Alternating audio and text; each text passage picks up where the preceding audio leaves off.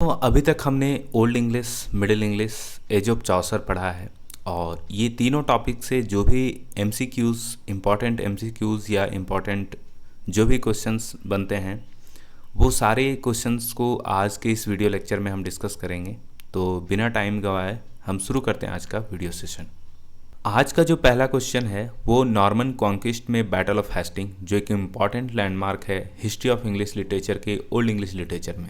ये ऑलरेडी हमने आपको वीडियो लेक्चर जो ओल्ड इंग्लिश लिटरेचर का वीडियो है उसमें हमने ऑलरेडी डिस्कस करा है, बताया है। अगर आपने उन वीडियोज़ को नहीं देखा है तो पहले आप उनको करिए, तब जाकर ये एमसीक्यूज़ करिए ताकि आपको एज अ रिवीजन हो सके और खुद को आप मोटिवेट फील करेंगे जब उन वीडियोज़ को ये एमसीक्यूज़ करेंगे। वो सारे के सारे टॉपिक्स के बाद ही ये एमसीक्यूज़ ज़रूरी हैं और ये रिवीजन का एक अच्छा सोर्स समझा जा सकता है। तो आपको बताना है कि बैटल ऑफ हेस्टिंग का कौन सा डेट था। तो आपको याद होगा 1066 बैटल ऑफ हेस्टिंग एक इम्पॉर्टेंट लैंडमार्क है। नेक्स्ट क्वेश्चन की ओर चलते हैं। नेक्स्ट क्वेश्चन है बियोवुल्फ, जो एक इम्पॉर्टेंट लिटरेरी पीस था और ये ओल्ड इंग्लिश लिटरेचर का एक इकलौता सर्वाइविंग पीस था। तो आपको इसमें बताना है कि ये किस टाइप का वर्क था। तो ये ना बैलेड था, ना प्रोज नैरेटिव वर्क था, ना क्लासिकल एपिक था, बल्कि ये एक एंग्लो सेक्शन एपिक था। तो आंसर इसका होता है सी। नेक्स्ट क्वेश्चन चलते हैं। नेक्स्ट क्वेश्चन में है out of the 4 chief dialect that flourished in the pre Chaucerian period the one of the become the standard English in Chaucer's time. तो आपने पढ़ा है एज ऑफ चौसर में कि चौसर ने ईस्ट मिडलैंड डायलेक्ट को as a language, modern language, standard English language adopt किया और उसको रिफॉर्म किया, पॉपुलराइज किया। तो आंसर इसका B, East Midland dialect answer सही है। नेक्स्ट है एंग्लो नॉर्मन के टाइम कौन सा फ्रेंच लिटरेचर से इम्पोर्टेड नहीं था। ठीक है, कौन से फीचर थे जिसको उन्होंने इम्पोर्टेड नहीं किया था एंग्लो नॉर्मन पीरियड में। तो इसमें से क्लैरिटी ऑफ एक्सप्रेशन हमने पढ़ा है, वैलिड वेरिफिकेशन भी पढ़ा है और वैरिड मूड्स एंड थीम्स भी पढ़ा है, लेकिन glumes and other worldly attitude ये नहीं पढ़ा है। तो ये ऑप्शन यहाँ पे सही है, यानी ये फ्रेंच लिटरेचर से अडेप्ट नहीं करा गया था, इम्पोर्टेड नहीं था इंग्लैंड के नॉर्मन लिटरेचर में। ठीक है, नेक्स्ट क्वेश्चन पे चलते हैं। तो आपको बताना है कि मिडाइवल लिटरेचर के लिए कौन सा स्टेटमेंट गलत है। तो ध्यान से पढ़ेंगे तो एलेग्री वाज फ्रीक्वेंटली यूज, भर भर के एलेग्री यूज़ किए जाते थे मिडाइवल लिटरेचर में। Dream vision conversation was prevalent, उस टाइम ड्रीम विजन का बहुत ज़्यादा प्रचलन था। बहुत सारे के सारे वर्क्स में कहीं ना कहीं बहुत मोस्टली आप ड्रीम विजन कन्वर्सेशन को देख सकते हैं। लेकिन ये ऑप्शन जो है, Chaucer exploited the dream vision convention in the Canterbury Tales. Canterbury Tales में ड्रीम विजन को कन्वेंस नहीं किया है, बल्कि उन्होंने इसमें स्टोरी विद इन स्टोरी का टेक्निक यूज़ करा है चौसर ने, और ये ऑप्शन गलत होता है। तो ऑप्शन सी इसका सही जवाब है। नेक्स्ट क्वेश्चन चलते हैं। नेक्स्ट क्वेश्चन है वो कौन सा राइटर है जो एडवर्ड थर्ड के टाइम जन्म लिए, रिचर्ड सेकेंड के टाइम जिए और हेनरी फोर के टाइम मरे। तो बहुत आसान क्वेश्चन है। चौसर वो थे जो ये तीनों मोनार्की को जिए थे। नेक्स्ट क्वेश्चन है Black Death that swept over England when Chaucer was about 9 years old in another name. Chaucer जब 9 साल के थे तो एक बहुत बड़ी त्रासदी आई थी जिसको ब्लैक डेथ कहा गया था। और ये ब्लैक डेथ को दूसरे नाम से किससे जाना जाता है तो आपको बताना है इन 4 ऑप्शन में, और जो पहला ऑप्शन है ग्रेट प्लेग, यही इसका सही जवाब है। बहुत आसान क्वेश्चन है अगर आपने वीडियोस को देखा है, बुक्स अगर आपने पढ़ा है। नेक्स्ट क्वेश्चन चलते हैं। वो कौन से 3 इम्पॉर्टेंट मिडाइवल इंस्टीट्यूशंस थे जो इन 4 ऑप्शंस में से एक गलत है। ठीक है, तो फेडरलिज्म, उस समय सामंतवाद की जो प्रचलन थी बहुत ज़्यादा थी। शिवैलरी और नाइट इरेनिटी, ये भी सही है। चर्च भी उस समय बहुत बड़ा इंपॉर्टेंट इंस्टीट्यूशंस माना जाता है मिडाइवल लिटरेचर का। लेकिन ये स्लैवरी जो है, नौकरशाही, ये बिल्कुल गलत है। ऑप्शन डी इसका सही है। नेक्स्ट क्वेश्चन चलते हैं। चौसर के टाइम में पीजेंट रिवॉल्ट हुआ था, आपको हमने वीडियो में ऑलरेडी डिटेल में बताया है। पीजेंट रिवॉल्ट जॉन विक्लिफ की अगुवाई में ये विद्रोह किया गया था और इसका परिणाम क्या था आपको बताना है। तो इसमें एंड ऑफ सर्फडम, यानी इसमें जो सामंतवाद की प्रचलन थी, बंधुआ मजदूर एज खटाया जाता था लोगों को किसानों को, तो ये वाली जो सिस्टम थी इसको ख़त्म किया गया था और यही इसका आंसर सही है। नेक्स्ट क्वेश्चन चलते हैं। The spirit of new learning in the transitional period from the medieval to modern was chiefly the influence of. हमने बताया था कि एज ऑफ चौसर को एज ऑफ ट्रांजिशनल पीरियड भी कहा जाता है, और वो ट्रांजिशनल जो पीरियड था वो कौन से रेनेसा से प्रभावित था, तो इसमें से French Renaissance, Italian Renaissance, German Renaissance तीनों ऑप्शन हैं। तो इसमें फ्रेंच रेनेसा है, ये इसका ऑप्शन सही है। यानी फ्रेंच रेनेसा से बहुत ज़्यादा इन्फ्लुएंस हुए थे और ट्रांजिशनल पीरियड में बहुत ज़्यादा इम्पॉर्टेंट है फ्रेंच रेनेसा। ठीक है, नेक्स्ट क्वेश्चन चलते हैं। The two French writers who considerably influence Chaucer in his early literature career work. French period में दो राइटर, बड़े राइटर का नाम हमने आपको बताया था कि इन दोनों से बहुत ज़्यादा इन्फ्लुएंस हुए थे, और ये दो नाम है de Lorris and de Meun. Next question चलते हैं। The Book of the Duchess by Chaucer is. The Book of the Duchess Chaucer का वर्क है, और ये किस तरह का वर्क है, तो आपको इन चार ऑप्शन में से बताना है। इनमें से जो ऑप्शन 1 है, lengthy allegory on the death on his patron's life, ये लगभग एलिजी टाइप का वर्क था, जो कि लेंदी एलेग्री वर्क था, और ये डेथ ऑफ पैट्रन्स वाइफ पर लिखा गया वर्क। नेक्स्ट क्वेश्चन चलते हैं।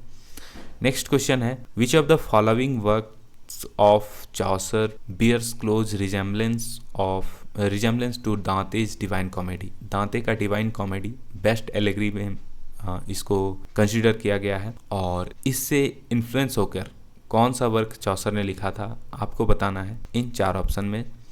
और इन चीज़ों को हमने डिटेल में बात किया है, अगर आपने उन वीडियोज़ को देखा है तो ये क्वेश्चंस आपके लिए बहुत ही इजी क्वेश्चंस लग रहे होंगे। और इसका ऑप्शन सी जो द हाउस ऑफ फेम है बिल्कुल सही है। दांते के डिवाइन कॉमेडी से द हाउस ऑफ फेम को लिखा है, और बहुत सारे फ्रेजेस, बहुत सारे पैराग्राफ्स उन्होंने हूबहू कॉपी किया है इस work the house of fame में चौसर। नेक्स्ट क्वेश्चन चलते हैं। Which of the following works of Chaucer contains passages that have given directly taken from दांते। अगेन वही क्वेश्चन है, ये रिपीट है। द पार्लियामेंट ऑफ फॉल्स जो है ये दांते से इन्फ्लुएंस होकर डायरेक्टली कॉपी किया है चौसर। नेक्स्ट क्वेश्चन चलते हैं। Troilus and Criseyde by Chaucer shows great influence of Filostrato. तो ट्रोइलस एंड क्रिसिड जो था ये किसके द्वारा, किस राइटर से वो इन्फ्लुएंस होकर लिखे थे, तो बोकासियो का ये वर्क था। उससे जो फिलेस्ट्रेटो है बोकासियो का वर्क था, उसी से इन्होंने इन्फ्लुएंस होकर ट्रोइलस एंड क्रिसिड लिखा था। और ट्रोइलस क्रिसिड से रिलेटेड और भी जानकारी हमने उस वीडियोज़ में दिया है एज ऑफ चौसर में, कि उसमें राइम रोयल का इन्वेंट करा था, जो आगे के क्वेश्चंस में आने वाले हैं। तो ये क्वेश्चन भी आप देख सकते हैं। Troilus and Criseyde and Pandarus reveal maturity of Chaucer's narrative skill and his dexterity and handling the. तो ये इसमें कौन सा ट्रोइलस एंड क्रिसिड में उन्होंने क्या यूज़ किया था और इसमें क्या मैच्योरिटी को शो करता है, तो इसमें ना हीरोइक कपलेट को यूज किया था, ना फ्री वर्स, ना ब्लैंक वर्स, बल्कि ये राइम रोयल का इसमें इन्वेंट करा था। राइम रोयल और हीरोइक कपलेट का आगे के वर्क में यूज होगा, यहाँ उन्होंने सिर्फ राइम रोयल को यूज किया था, इन्वेंट किया था इस वर्क में। नेक्स्ट क्वेश्चन चलते हैं। नेक्स्ट क्वेश्चन है, the very idea of the Canterbury Tales is believe to have been taken from Boccaccio's. Boccaccio का कौन से वर्क को इन्फ्लुएंस होकर ये कैंटरबरी टेल्स लिखा था चौसर ने, तो ऑप्शन बहुत सारे हैं, लेकिन इनमें पहला जो ऑप्शन है रे कैमेरन, ये बिल्कुल सही जवाब है। तो बोकासियो का फिलेस्ट्रेटो से उन्होंने पिछला जो क्वेश्चन था उसको लिखा है, क्रिसिड को, और बोकासियो का वर्क री कैमेरन है, इससे इन्फ्लुएंस होकर उन्होंने लिखा the Canterbury Tale. Next question पर चलते हैं।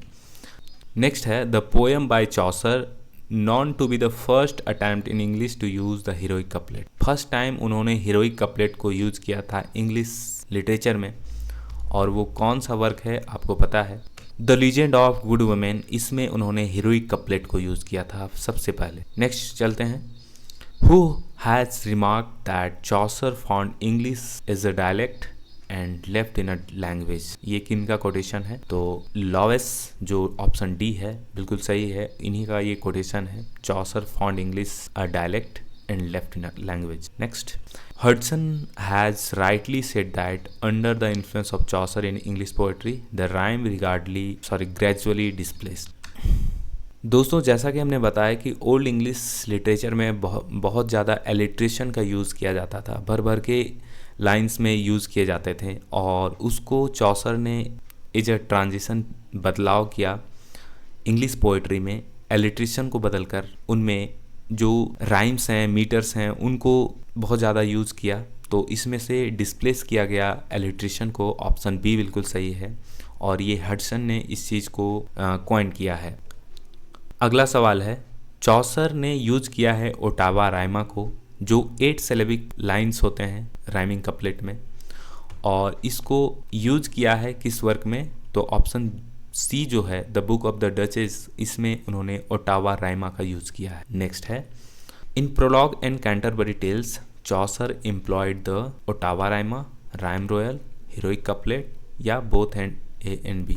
तो ऑप्शन हीरोइक कपलेट को इन्होंने कैंटरबरी टेल्स में यूज किया है। नेक्स्ट है, the rhyme royal which Chaucer so effectively use in Troilus and Criseyde is arrange in stanza consisting in 10 syllabic lines and having 10 syllabic couplet में ये rhyme royal होता है, और ये कितने लाइन्स का होता है आपको बताना है। तो ये 7 लाइन स्टैंजा होता है, और राइम रॉयल को सबसे पहले ट्रोइलस एंड क्रिशिड में यूज़ किया था। तो ऑप्शन ए सही है, 7 लाइन इन ईच स्टैंजा, और ये ध्यान रखिएगा ये 10 सिलेबिक लाइन होते हैं। नेक्स्ट है, in the prologue to the Canterbury Tales the fading chivalry of Middle Ages is represented by the aged knight while the budding chivalry of Chaucerian times in represented bye?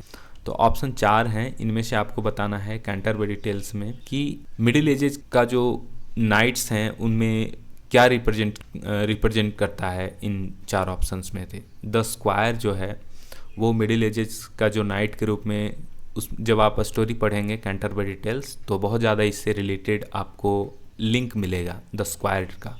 ठीक है, next चलते हैं, Chaucer's physician in the doctor of physics was heavily depended upon. तो इसमें 4 option दिया है कि चौसर का जो फिजिशियन था वो उस समय डॉक्टर ऑफ फिजिक्स था, वो किस में डिपेंडेंट हुआ करते थे उस टाइम? तो एस्ट्रोलॉजी, उस समय एस्ट्रोलॉजी पर बहुत ज़्यादा बिलीव किया जाता था, और उस समय जो भी मेडिकल सिस्टम था या फिर जो भी इलाज के मीडियम थे वो सबसे ज़्यादा एस्ट्रोलॉजी पर बिलीव करते थे। और ये धीरे धीरे ख़त्म होना शुरू हुआ कब? जब विक्लिफ ने इस चीज़ को रिवील किया था। आपको याद होगा चर्च में जो भी बिशप थे, जो भी करप्शन थे, उनमें से जो भी ड्रॉबैक्स थे उनको रिवील किया था और इस चीज़ को ख़त्म किया था। तो ऑप्शन बी बिल्कुल सही है, एस्ट्रोलॉजी।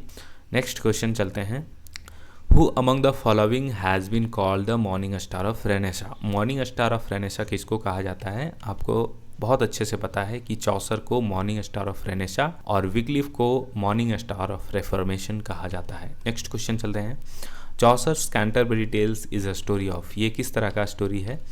तो इसमें कितने पिलग्रिम्स थे? 29 पिलग्रिम्स या 31 पिलग्रिम्स? ये दोनों ऑप्शन आए तो आप ये दोनों कीजिएगा।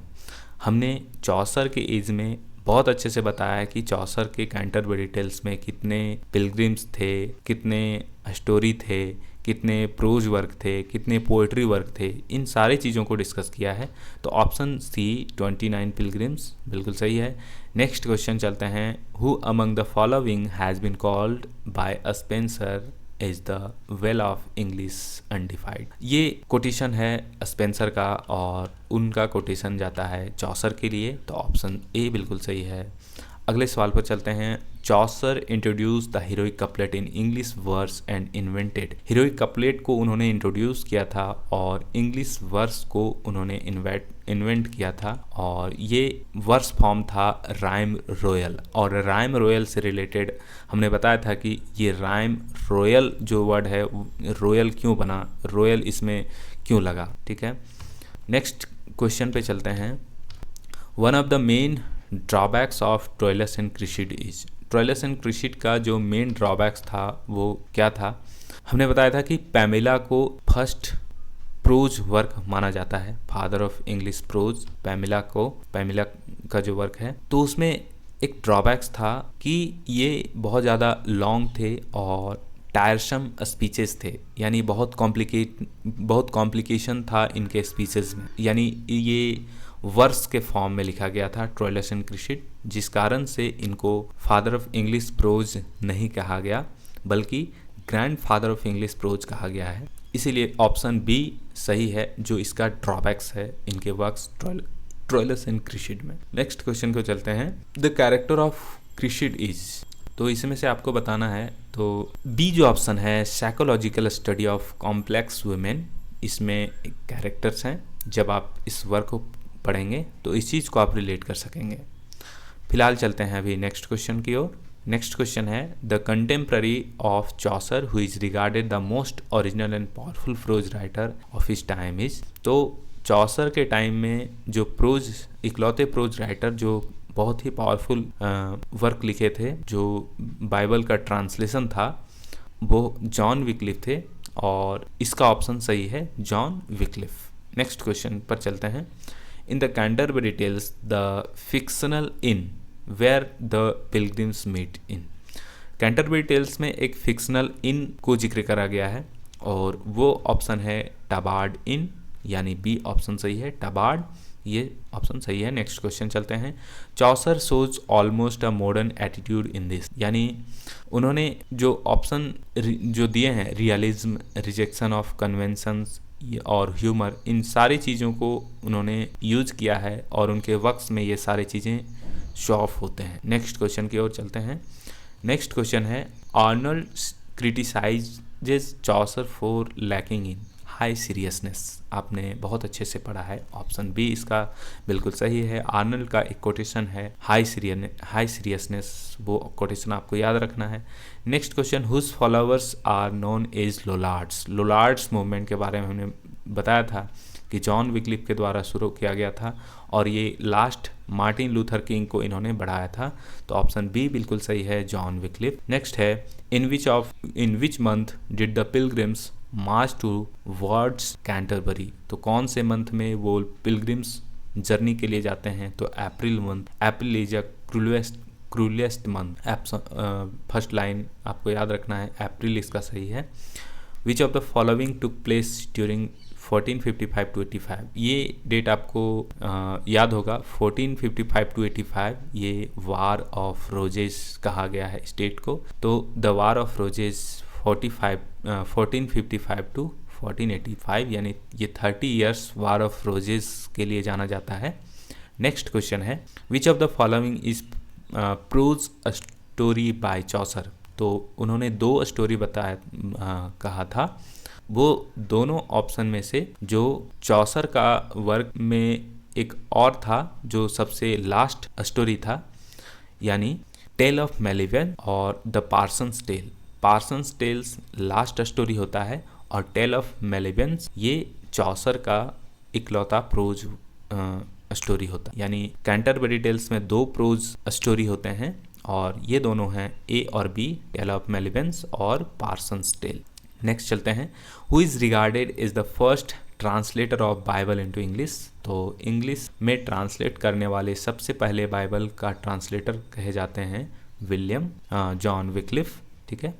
नेक्स्ट है, in Chaucerian period the 100 Years War was collective name for the long succession of feuds and skirmishes between. तो ये 100 Year of War किनके बीच लड़ा गया था? तो इंग्लैंड एंड फ्रांस के बीच। नेक्स्ट क्वेश्चन चलते हैं, What was the prize for the best storyteller among the pilgrims in the Canterbury Tales? तो इसमें जो होस्ट कर रहे होते हैं कैंटरबरी टेल्स में, हैरी बेली, उन्होंने प्रस्ताव रखा था कि जो भी कोई बेस्ट स्टोरी कहेंगे उनको शपर किया जाएगा, फ्री शपर दिया जाएगा हम सभी लोगों के द्वारा, यानी खाना खिलाया जाएगा। तो ऑप्शन बी बिल्कुल सही है, अ फ्री सपर। नेक्स्ट है, what is the true import of the clerk tale in the Canterbury Tales. तो कलाक्स टेल में जो मॉरल लेसन होता है, the man must learn to endure adversity with courage and understanding, ये D option सही है। जब आप कलाक्स टेलर को पढ़ेंगे तो इस चीज़ को रिलेट कर सकेंगे। नेक्स्ट क्वेश्चन को चलते हैं, which of the following was not a consequence of battle of Agincourt. 1450 ये इंपॉर्टेंट डेट है, बैटल ऑफ अगेनकोट। तो इस चार ऑप्शन में से कौन सा लिंक नहीं होता है? तो ऑप्शन सी को आप ध्यान से देखिए, the general condition of the people improved. इसमें कोई इम्प्रूवमेंट की कंडीशन की बात नहीं की गई है, तो ऑप्शन सी बिल्कुल सही है। नेक्स्ट क्वेश्चन पे और चलते हैं। When did Chaucer start working on Canterbury Tales? तो कैंटरबरी टेल्स को लिखना शुरू किया था चॉसर ने कब? 1380s।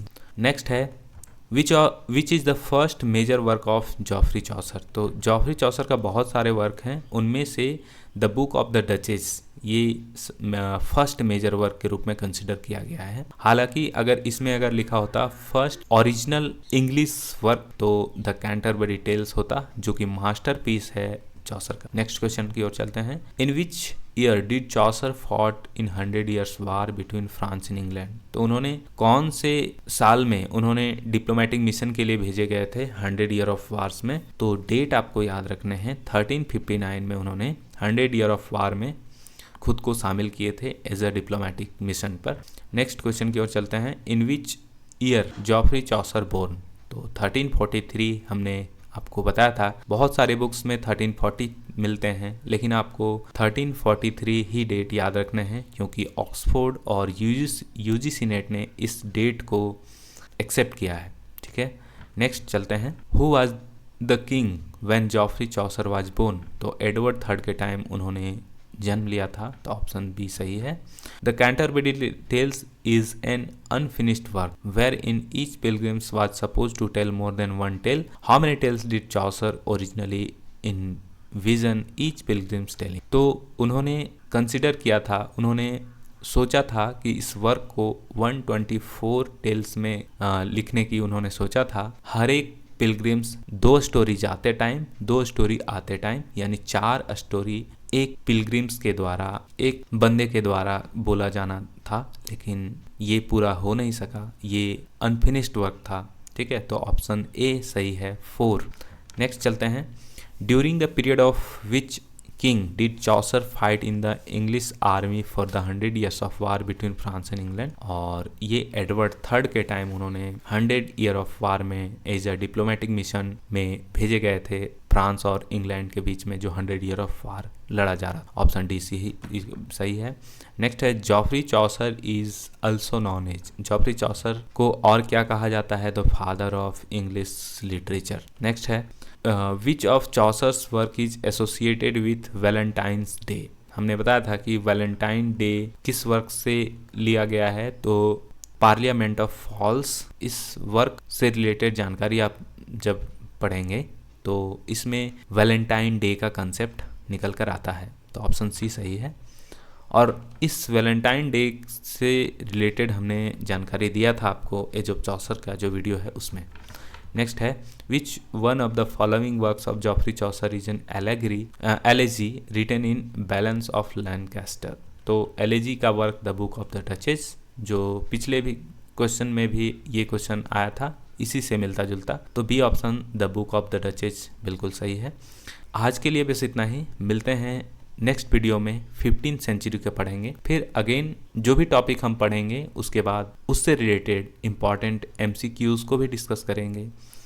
तो अपना प्यार बनाए रखें, इसी तरह से वीडियोस मैं आपके लिए लाता रहूँगा। अगर आप वीडियो को शेयर करेंगे, अगर वीडियो को लाइक करेंगे, अपना प्यार देंगे, तो मैं ये वीडियोस रेगुलरली अपलोड करना शुरू करूँगा। आज के लिए बस इतना ही, मिलते हैं नेक्स्ट वीडियो में। पढ़ते रहो, पढ़ाते रहो। जय हिंद, जय भारत, जय झारखंड।